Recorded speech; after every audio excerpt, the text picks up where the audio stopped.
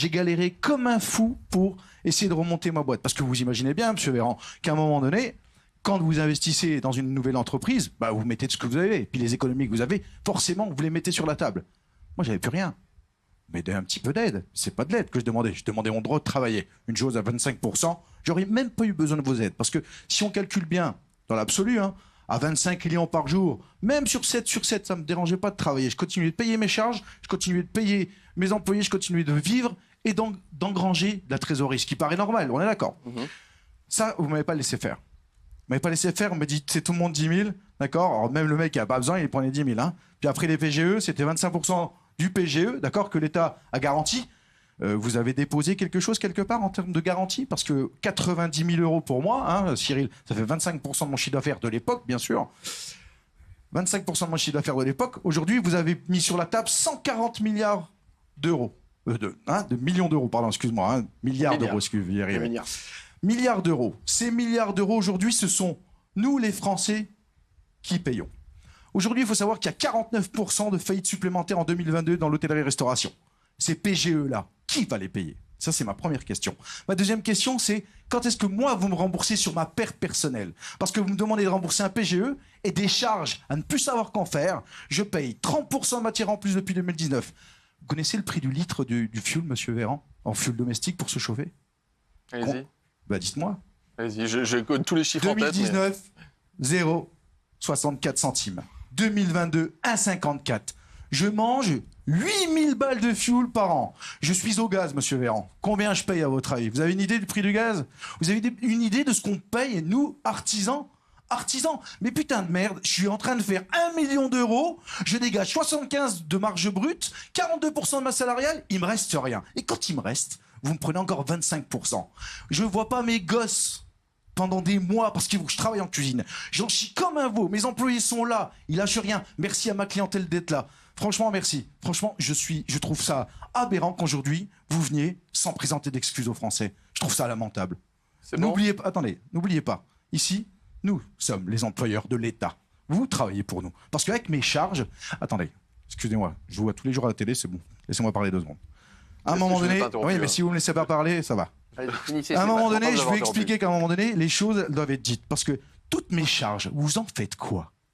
Toutes les charges que je paye sur les salaires, sur les impôts indirects, qui est la TVA, d'accord? En 20 et à 10%. Je donne 170 000 euros de TVA par an. J'ai donné 400 000 euros de masse salariale. Brut, bien sûr, monsieur Véran. Il me reste rien. Vous nous prenez tout le temps. Puis après, on dit, oh, il faut donner, le patron veut mieux payer. Vous savez combien on paye un plongeur chez nous, monsieur Véran? Vous avez une idée? C'est 1 500 euros, nourri, logé, net. Je vous garantis. Ça, c'est pour la plonge. Plus les heures supplémentaires. Un serveur, c'est 2 000 euros. J'habite à Cusange, dans un tout petit village de 70 habitants. Je suis pas à Paris, moi, hein, d'accord? Donc, on n'a pas forcément les moyens. D'ailleurs, laissez-moi vous dire que Paris, c'est la capitale de la France et ça ne représente pas toute la France. Nous sommes une multitude de communes et une multitude d'artisans. Donc, je ne parle que ce soir que pour mon nom, Cyril. Hein, il y a pour le nom de personne. Vous parlez au nom de pas mal de gens qui l'ont Non, regardé. que pour moi, pour le coup. Mais je voudrais vraiment vous dire, hein, ma colère contre l'État aujourd'hui, qui va peut-être me mettre en faillite. Pourquoi, monsieur Véran? Parce qu'à un moment donné, j'ai travaillé, d'accord, après la reprise du Covid, j'ai bossé, on a travaillé une super année, hein. D'ailleurs, cette année, il a fait beau, c'était top. Je me suis, parce qu'on avait une pénurie de personnel, j'ai créé une école avec Marie-Guy Dufay, la présidente de la région Bourgogne-Franche-Comté, le Greta de Besançon, qui m'a super bien aidé pour qu'on mette en place des gens pour les remettre au boulot, hein, des gens qui étaient sans emploi, sans formation, hein, de 18 à 60 ans. Donc, je me suis cassé la tête, j'ai pas baissé les bras. Aujourd'hui, je baisse les bras. Quand j'aurai vendu, ou si je liquide pas avant, je prendrai l'argent que j'ai et j'irai le dépenser ailleurs. Vous verrez plus 1 euro de ma poche. Je continuerai de payer, il me reste 3 ans à payer. Dans 3 ans, je quitte ce pays. Parce que j'espère que tout le monde fera ça. Parce qu'à un moment donné, ce pays... Attendez, Nicolas Sarkozy un jour a dit, la France, quand tu l'aimes pas, tu la quittes. C'est vrai ou pas? Ben moi, je dis que quand la France n'aime plus ses artisans doivent quitter le pays. Ça, c'est une vérité. C'est pas dangereux. C'est vous, aujourd'hui, le cancer de ce pays. C'est pas nous. Nous, on bosse. Si vous vraiment vous aimiez la France, monsieur Véran, Stéphane, et tous les, attendez, je termine, tous les députés et tous les sénateurs et tous les ministres, vous travailleriez au SMIC. Au SMIC, pas 1 euro de plus. Comme ça, vous comprendriez ce que ces gens-là, tous ceux-là vivent. Parce qu'avec 1 300 balles aujourd'hui, tu veux pas. Et moi, patron de 25 salariés Comment dans l'absolu. par mois pour vous, Stéphane? Ça fait 6 mois que j'ai pas pris de salaire. Ouais. 6 mois. J'ai pas pris un salaire, je vous montre 0. mon compte bancaire. Si j'avais mon téléphone, je vous le montrerai sous 0. les yeux. 0. J'ai pas 1 euro. Putain, j'ai travaillé comme un forçat, il me reste rien. Alors, me parlez pas de vos aides au niveau de l'État par rapport à l'électricité. Ça vaut rien. Ça vaut rien parce que concrètement, vous appelez, il y a personne au bout du fil. Hein, d'accord ? Si vous êtes à 49% d'augmentation, vous avez le droit à rien. Vous avez le droit à rien. Si vous faites plus d'1 million de chiffre d'affaires, rien. D'accord ? Donc, des aides de quoi ? On peut même les charges. Vous savez que si vous reportez votre PGE aujourd'hui, concrètement, j'ai appelé mon banquier, parce qu'on s'entend bien, c'est un mec super. On s'appelle, il me dit Steph, je suis désolé, je peux pas t'aider parce que si je te reporte un petit coup de PGE, ne serait-ce qu'une année, vous voyez ce que je veux dire ? Parce que maintenant, 2 ans de Covid, on a reporté les PGE qui devaient durer sur 6 ans. Maintenant, il dure que sur 4. On a commencé à enclencher les PGE, c'est une fortune. Hein. Ça, pour moi, c'est 1800 balles par mois en plus. Donc, c'est 18 000 euros quasiment par an. Donc, ça me coûte une fortune.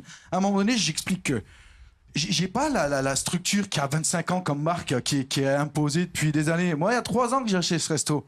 Mais on nous a pas laissé respirer. Ni pendant le Covid, ni après le Covid. On a le PGE sur la tête, d'accord ? On a la tête sous l'eau, concrètement. Avec tout a flambé. Comment on fait pour s'en sortir, monsieur Véran ? Comment ? Justement, alors, je vous réponds. Stéphane, il va vous répondre. Bon, d'abord, je vois que vous êtes en colère. Ah, vous savez pas à quel point je suis en colère. Non, mais je l'imagine, vous savez, j'en ai vu d'autres. Et je vois que vous êtes en colère et je critique pas les raisons de votre colère. Et je pense que parmi ce que vous avez dit, il y a des trucs... Je vous respecte, monsieur Véran, en tant que... Je suis pas sûr. Hein, non, je suis pas sûr. Je respecte l'homme. Non, je attendez. Je respecte pas la fonction que vous représentez. Non, traiter quelqu'un de cancer, je le ferai jamais. Même à mon pire ennemi, d'accord ? Donc quand vous dites que je suis le cancer de machin, non. C'est une image, monsieur Véran. Non. Si vous respectez les gens, ça veut dire que vous apprenez aussi à ce qu'on... Je crois que je suis ici depuis une bonne heure, Cyril. Je crois que je me défile pas derrière les questions. J'ai pas sélectionné les gens qui viennent ici ce soir. J'ai empêché personne de venir d'ailleurs ce soir sur ce plateau. Et donc je viens ici pour qu'on puisse débattre et discuter tranquillement. Donc moi, je n'utiliserai jamais l'invective et j'utiliserai jamais des injures, ni merde, ni. Et monsieur, vous travaillez dans la cuisine 17 heures par jour sur 5 jours. Stéphane, il y a plein de raisons pour lesquelles vous avez le droit d'être en colère et je remets pas en question ça. Je dis juste pour qu'on puisse avoir une discussion. Ça veut dire qu'une discussion, c'est à deux. Je vous ai écouté. Maintenant, je vais essayer de vous parler un peu. Il y a des choses pour lesquelles vous vous êtes exprimé, où je peux être d'accord sur le poids des charges quand on ouvre un restaurant, sur le poids de la masse salariale, les complexités administratives. Vous pouvez vous retrouver la tête sous l'eau. Je ne doute pas une seconde que vous soyez un bosseur, que vous dormiez pas... 15 de marge, monsieur Véran. Attention. Je ne doute pas une seconde que la nuit, quand vous essayez de dormir, vous pensiez au compte et que ça vous empêche de dormir, etc. Demandez à ma femme. Donc je peux parfaitement comprendre ça et le niveau de stress dans lequel vous êtes, je peux l'entendre. D'accord ? Ok. Les trucs sur lesquels on ne tombera pas d'accord, mais on n'est pas là. C'est pas pour ça que vous m'interrogez ce soir sur la gestion de crise Covid. Vous avez le droit, c'est votre opinion, mais vous avez le devoir de respecter la loi et vous l'avez respectée puisque vous avez fermé le restaurant. Et l'État, en retour, là, c'est là où je ne suis pas d'accord. Je vois beaucoup de restaurateurs, je vais dans beaucoup de restos, dans beaucoup de bars, dans beaucoup de commerces, où en général, les gens disent « ça a été compliqué, mais vous nous avez aidés.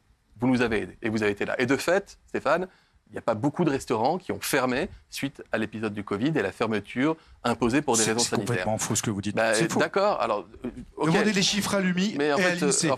C'est très simple. J'ai rencontré Thierry Marx, qui est le nouveau patron de l'UMI, il y a 3 semaines. Vous voyez ? Donc on en a discuté ensemble, on a fait le point sur le nombre de restaurants avant la crise, après la crise et les difficultés. La grosse difficulté qui aujourd'hui que doivent affronter aujourd'hui les restaurateurs, vous l'avez un peu dit, et vous avez une solution qui montre que vous êtes débrouillard, c'est la capacité à recruter, c'est de trouver du personnel. Vous l'avez dit vous-même, vous avez augmenté sans doute le salaire de votre plongeur, vous avez augmenté les salaires de vos serveurs. Et alors, les serveurs, ils vous diront qu'ils n'ont pas le choix que de demander une hausse de salaire. C'est d'accord. Parce que c'est compliqué pour eux, parce qu'ils sont obligés de faire du travail haché, qu'ils partent très tard, que ça leur coûte cher en transport, etc. Donc, de fait, le marché a évolué et on a besoin aussi d'adapter la formation des jeunes vers les métiers pour lesquels on peut recruter. Et il se trouve que la restauration, c'est de fait un vrai métier en grosse tension et que c'est la galère pour les restaurateurs. Vous le savez, et ça, je trouve ça très bien, vous avez manifestement créé avec la région, vous avez cité Marie-Guide Dufay, une école de formation pour pouvoir former vos propres jeunes qui pourront ensuite travailler dans vos restaurants et les autres restaurants de la région, ce qui est très bien. S'il manque 250 000 postes en hôtellerie-restauration aujourd'hui, donc moi, bien. avec mes 8 cuisiniers, je ne vais pas aller loin. J'essaie à mon niveau. Vous les recruterez. Voilà.